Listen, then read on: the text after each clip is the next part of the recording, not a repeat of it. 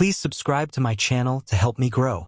The moment I saw the photo, my throat closed so tight I could not breathe. It was a grainy security still that an anonymous number had sent to me just after sunrise. My wife Lena stood in the hallway of her office building.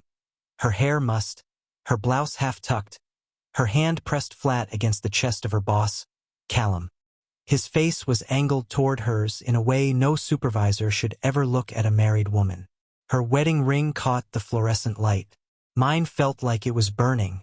For several heartbeats, I simply stared, my mind refusing to accept what my eyes had already understood. My first thought was that I must be misinterpreting it. My second thought was that someone was manipulating me.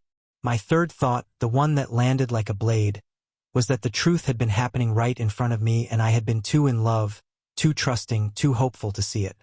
I dropped the phone onto the kitchen table.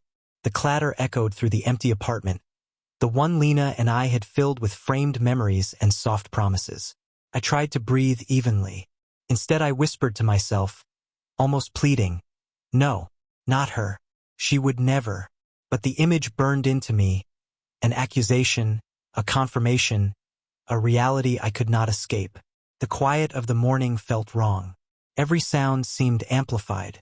The hum of the refrigerator, the ticking of the wall clock, the distant horns from the street below. Life continued normally while my world fractured. I replayed the events of the last few months. The late nights she said she needed for meetings. The guarded smile when her phone lit up with a name she never allowed me to see. The subtle way she angled her laptop away from me. I had noticed every red flag and then convinced myself they were harmless.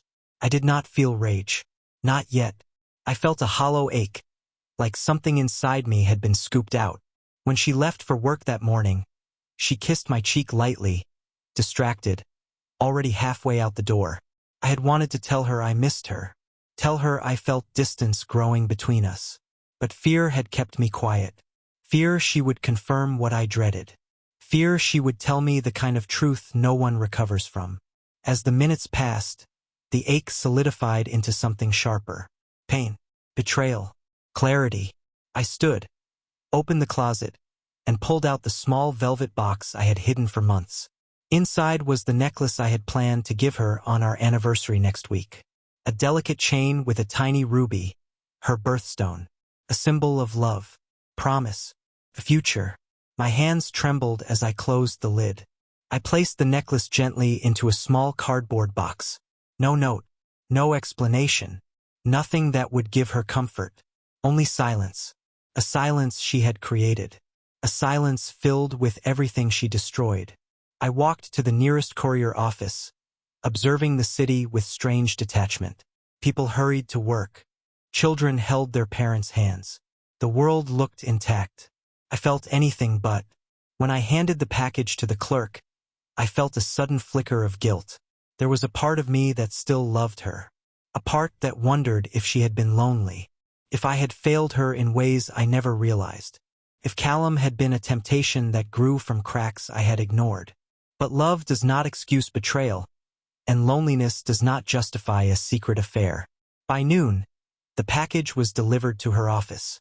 3:16, she called me. She did not say hello. She did not ask why. Her voice shook with fear. She whispered my name once, then added a question that told me everything. She asked, "Who told you?" That was the moment the last piece of hope inside me died.